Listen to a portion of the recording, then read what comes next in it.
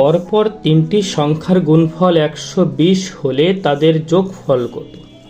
পরপর বলতে সংখ্যাগুলো ক্রমিক। একটি সংখ্যা যদি x হয়, পরেরটি x+1, তারপরেরটি x+2। কিন্তু আমরা এভাবে করলে, শর্ট টেকনিকে না করলে, এভাবে করলে বেশ সময় লাগবে।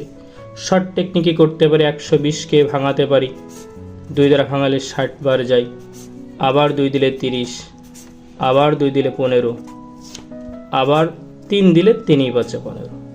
এখানে মোট 5টি সংখ্যা এসেছে। এই 5টি সংখ্যার গুণফল 120। আমরা এই 5টি সংখ্যাকে 3টা সংখ্যায় কনভার্ট করব, যাদের গুণফল হবে 120। আমি সব থেকে বড় সংখ্যাটিকে আগে লিখব 5।